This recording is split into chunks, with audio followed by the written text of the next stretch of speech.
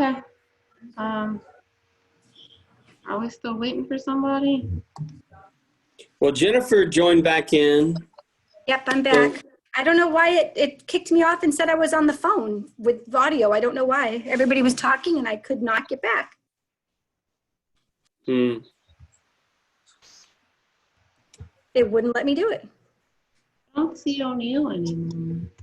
Oh, there he is. Okay.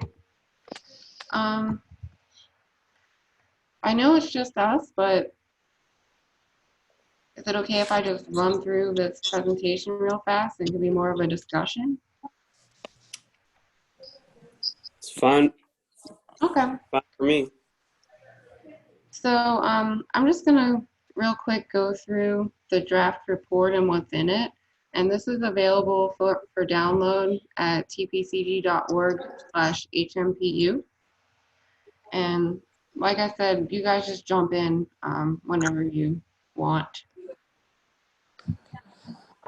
As a reminder, repetitive loss area analysis is just a mini flood mitigation plan for a small areas that experience repetitive flooding. It makes recommendations on how to help reduce flooding, and this is the third analysis we've done in the parish. So FEMA recommends this as a part of their national flood insurance program that provides flood insurance. We looked at the flood insurance policies and claims in the area, and there's over 200 policies. There have been 29 claims totaling over $400,000, and there are 3 repetitive loss properties in the study area. This is also linked to the community rating system, which gives communities flood insurance discounts for encouraging floodplain management practices and reducing flood damage. Terrebonne is a class 7 in the CRS, so that's a 15% discount for the special flood hazard area, like the A zones, and a 5% discount for the non-special flood hazard area, like the X zones. A repetitive loss property is an insurable building that's had 1 or more claims greater than $1,000 over a 10-year period. And a severe repetitive loss property has 4 or more claims or 2 claims that exceed the cost of the property. But there aren't any severe repetitive loss properties in the area. We looked at 3 separate areas. The first one is Lower Bayou Black. The second one, North Bayou Black. And then the third, Deadwood above 90. And as a part of the process, we informed residents about the analysis. We contacted organizations for plans. We visited each building in the 3 study areas. And then we looked at actions that could help the different properties in the areas. So this is a picture from our first meeting. We sent a letter and data sheet to residents asking them to give feedback on their flooding issues. And this happened in November. And we heard from some residents that they did have some nuisance flooding issues in their yards and on roads, and that sometimes flood insurance was a little bit cost prohibitive for them. So we looked at a bunch of plans that could influence this: the hazard mitigation plan, public works projects. We talked to other departments, and that's all documented in the report. So there's some current projects going on now in the area. This shows the way water moves through the area, and this is how the parish determined what projects to put in and where. I like that slide. This is like a map of the whole basin, just showing how the projects will help, and you can see that Gibson and Bayou Black are included in that. So the Hansen Canal Pump Station, under construction. And this is a picture of that construction. There's also the Elliott Jones Pump Station in the design and engineering phase. and the Bayou Black pump station, which will go by the existing gate. And There's Sarah, also, the design on the Elliott Jones is completed. At the Okay. time y'all were writing the report, it was underway, but it's waiting for funding, and as you know, the parish has got a commitment from the governor's office to fund the project this session, so it should be fully funded at the end of this session. That has kind of been delayed with the virus stuff. Okay, great. I'll make that addition to the report then. And then there's the Bayou Chene flood control structure, also in design and engineering, but That's been completed. It's been bid. completed. Well, the engineering has been completed. The project is out for bid. Went out for bids, and the receiving unit was accepted, and they're contracted, and the barge is out for bids right now. So this project is kind of under construction. Part of it is under construction, and part of it is being bid out at this time. And that's to help with the backwater flooding. So then there's the Shell Oil land donation to help with stormwater management, and that's where the water will be pumped to. And so that has a lot of retention capacity for that water. There were some forest drainage projects the parish was looking at, but they're looking for resident support on that right now. They're also looking at raising the roads in some areas near the bayou where they're low. Excuse me. Yeah. In the areas that they're looking for raising the road and the need to support from the residents, is it in the area of Gibson, Deadwood, and the Bayou Black area? I know it was along Bayou Black. Mm-hmm. I think in the North Bayou Black area, but I can get back to you on that, and I think I have more detail in the report. Okay. Hey, Sarah, I don't know about anybody else, but I didn't hear any of Carl's question. I heard your answer. Would you mind just kind of repeating that a little bit, just for the record, just for the recording? I don't know. Yeah, he was just curious where exactly they were looking to raise the road. And I was saying I have some detail in the report, but then I can talk to Public Works and get even more information to include about that, because I did not include an exact location.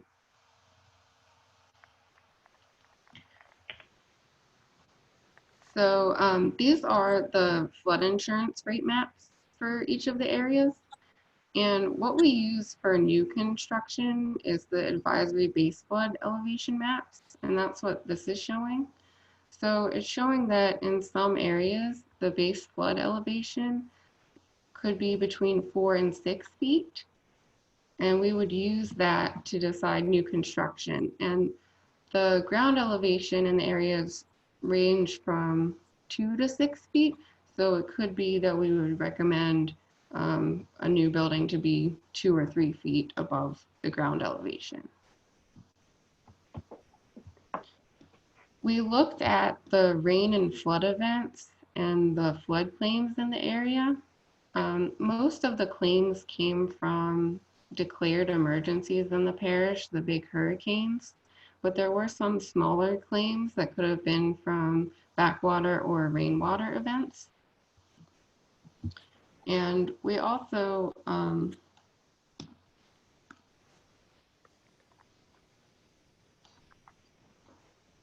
the most recent emergency, Hurricane Bayou, the residents only experienced wind damage from the reports we received, but there was some standing water from a backwater flooding event during 2019.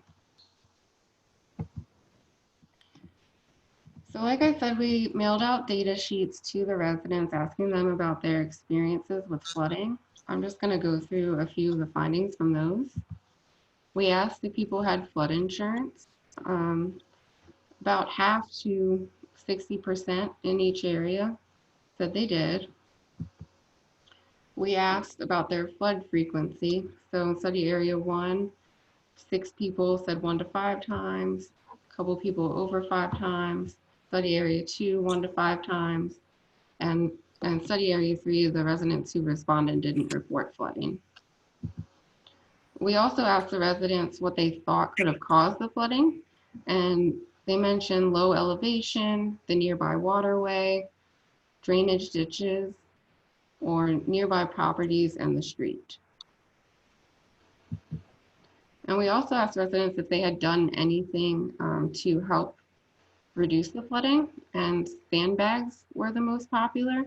People also mentioned regrading their yards or elevating their utilities and elevating the building itself. We also asked them if there were mitigation methods that they might consider for the future. A few residents mentioned that they had already elevated. Some said they would be interested in elevating. And one person mentioned adding fill, one person mentioned selling their home. So these are pictures from the 3 study areas. We visited structures in each one. We visited almost 200 in study area 1, around 100 in study area 2, and around 30 in study area 3. And what we were looking at was the type of foundation the homes had to make mitigation recommendations, and the elevation of the home. So most of the homes we looked at were on piers. There were some homes on slab and some on crawl spaces as well. We looked at the step of the front door and the elevation above the ground and the street. So most of the homes had around 3 to 4 steps to the front door. They were elevated about 2.5 feet above the ground and about 1 foot above the street on average. These are some of the mitigation actions that we came up with, and there's an appendix with recommended actions for each structure. So we looked at levees, demolition and reconstruction, elevation, and even relocation. The levees can help most structures in the area we found, particularly with the forced drainage and the pump stations. Elevation is also an option for some of the homes that are lower down, and it's good that many of them are on piers, because that is much more efficient type of home to raise and less expensive. Some of the residents said they had already elevated their utilities, and then we made that recommendation that all residents could look at that as a way to protect them. And then flood insurance can help, not only for getting your contents claims back, but also you can be included in funding opportunities for mitigation, like elevation. And some of the structures we looked at appear to be abandoned. So we thought in that case, demolition and reconstruction could be a better action for those. And also those same structures, maybe relocating, or if there's a structure that's on the low part of the lot, going to a higher part of the lot. So this is where, Jennifer, you can jump in if you want, but there are a number of mitigation programs and funding available, flood mitigation assistance and pre-disaster mitigation grants from FEMA. There's a new FEMA program called Building Resilient Infrastructure in Communities. This report is going to be included in the hazard mitigation plan, so that will make it eligible for the funding applications. There are also community development block grants, and the Coastal Protection and Restoration Authority helps with the bigger project. Anything to add on that, Jennifer? No, I guess not. As we kind of talked about today, the people here are a lot of times having trouble in their yards and trouble with maybe needing their house leveled rather than elevated because of some sinking. And, FEMA's not really the group to fund that.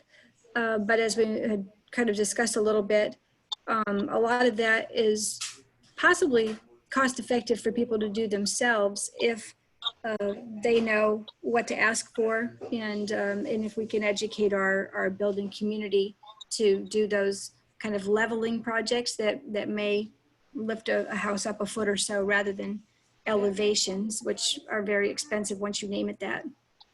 But that's all I could think of. Yeah, good point. So we created a matrix of recommendations, who's responsible, and the funding that could be available. So the levee and pump station improvements we talked about, elevating the road, elevating utilities, and obtaining flood insurance would be more of the residents. And then these bigger FEMA programs of elevation and demolition and reconstruction would be those mitigation funding applications. So like I said, the document's online, it's in draft form. So any suggestions or recommendations anyone has, I'd like to include that. That is all I have. Does anyone have any thoughts or questions?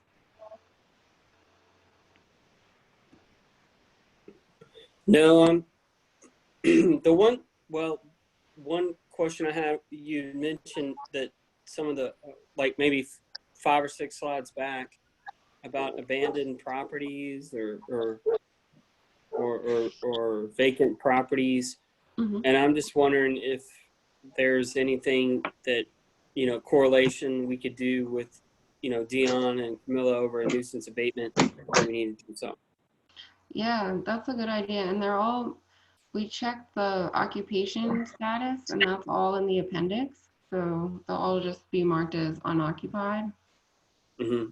And then we mark the condition. So a lot of the unoccupied poor condition could possibly be something that they could look at. Yeah, I would definitely tap Dion and Camilla as a resource. Okay.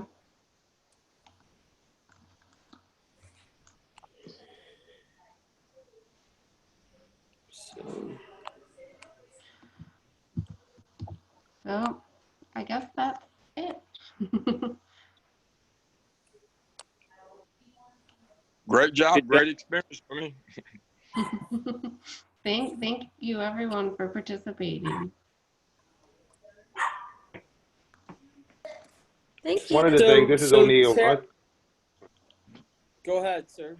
I just wanted to add that when we had the public meeting, there was a significant amount of stuff that was just under construction. Some of it had just started, or was 25 or 30% completed. But I think we're probably 2 or 3 months from finishing the levee, and that levee is going to be from the Intracoastal Canal all the way to the barge gate in Gibson. So the levee construction is I'm not sure exactly, but it's probably 90 days away from completing, of having a 7.5-foot levee all the way from the Intracoastal all the way to the barge gate in Gibson. And the pump station is probably the pumps can be turned on to the 2 generators in 5 days right now if emergency came on, was required. But in the meantime, it's scheduled for the end of July or the first week, I think. But so it should be up and running in sometime in July, with all the final painting and stuff being finished at the beginning of August. But that first pump station is going to drain the whole area, of the whole Chacahula area, and then of course it's going to take. You have it in your report. To draw down a foot of pipe, it's going to take 20 to 27 days to draw down the 1 foot in the whole basin, for every foot in the basin. But once we get it down, and then when the Elliott Jones becomes reality, which is probably a year and a half away, it would bring that down to significantly less. And then if we're successful in getting the funds to add to Bayou Black, those 3 pump stations are designed so that when the water in the Intracoastal or the water to be able to drain the whole area significantly. So I just wanted, those things are, we don't have the funding for the Bayou Black, but that's the only one we're waiting for, and that's kind of, Carl, from a parish entity, and I know from Mr. Dove's side, that's what we all trying to get. We're trying to get that $12 million to build that pump station, and then the drainage component of the whole system is going to be significantly different. Yeah, I appreciate that that information you just gave, because of course, you know, we got water coming down there right now, and people are saying this, that, and the other about the pumps, but I think we can actually look forward to that, perhaps that August date that you were talking about. Exactly. And, That's right. and it's going to help us out a little bit. And to go And back again, on, go ahead. Yeah, the August date is when the contractor will be completed with everything. So that's that's painting in the doors and the windows and everything. So that will be, the pumps will be running much sooner than that. We're hoping, and a little bit sooner than that. Sometime in July is what if we shoot for. Yeah, and I would hope to not to really give any false information, but you know, I mean, in case we have any delays, I'm going to say around August, because I've been getting phone calls just recently about that. Exactly. So right. we're going to give That's us right. a little more time with that, you know. Exactly. Good. Hey, Tara, could you give us a little, like, okay, after this meet, where are we going from here? What's the next step? So the next step is to revise the draft based on the comments here. And maybe we'll get some more comments from when Brian releases this. And then I just need to document all of that in the report, and then it'll be finalized. Okay. And then it'll be included in the hazard mitigation plan update. And then Jennifer, as far as the HMPU, where are we with all that? And I'm just asking for the record. I'm sorry, what was your question about the HMPU? So this information, once it's compiled, assuming we get any additional comments, all that gets incorporated into this report, which then gets placed into the HMPU. And so I just, for the record, just wanted to give an update to everybody on this, and for those who may be watching later on online, just where the HMPU stands at this point. Okay. So this is there's a draft of the rep loss analysis already in the plan, and we're going to update that with everything that's been said tonight, and the new draft that Tara's done. I just had a 2-hour meeting actually with FEMA today. They've completed their review.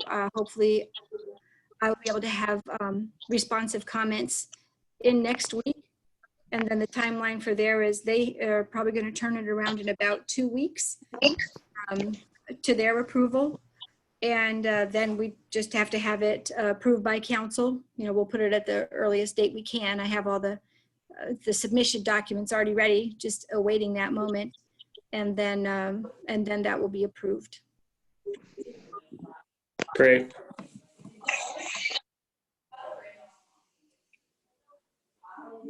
Oh, I wanted to mention as well about the Bayou Black. I don't know if everyone's aware, but we did put in for the Bayou Black pump station on Geraldine.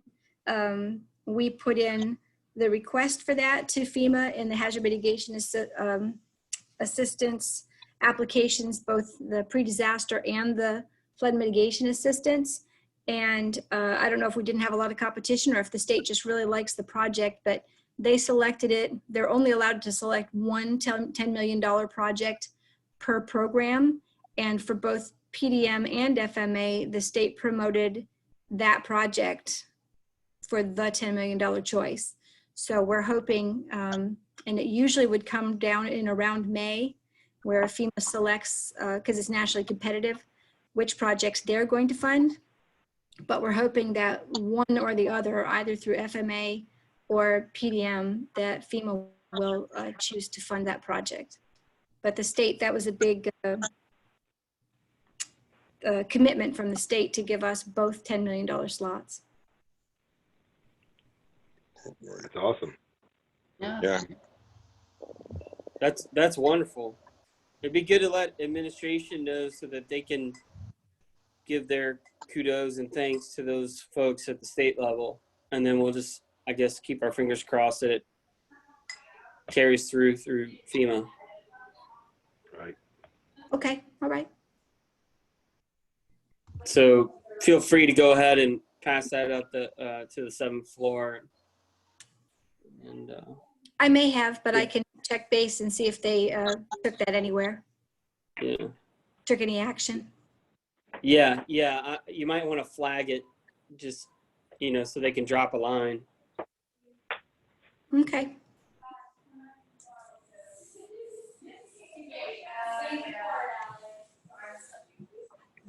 Anything else? That's all I had. I'm good. That's it for me. That's for me. All right. Well, Tara, before we end the meeting, can you switch me back over to host control so I can make sure that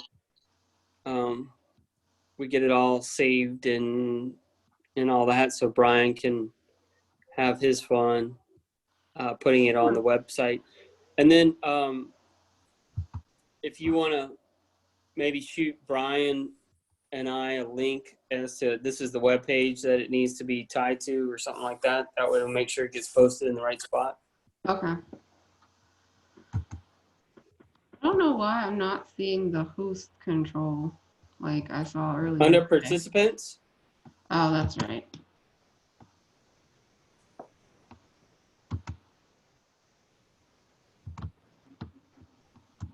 Got it.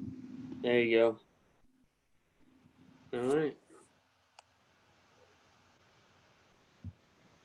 Okay, guys. Well, I hope everybody continues to stay safe and has a good weekend and all that kind of stuff. Thank you all for attending. You guys Thank have a y'all. good weekend too. Y'all have a good Safe. weekend, everybody. All Thank right. you. Bye-bye.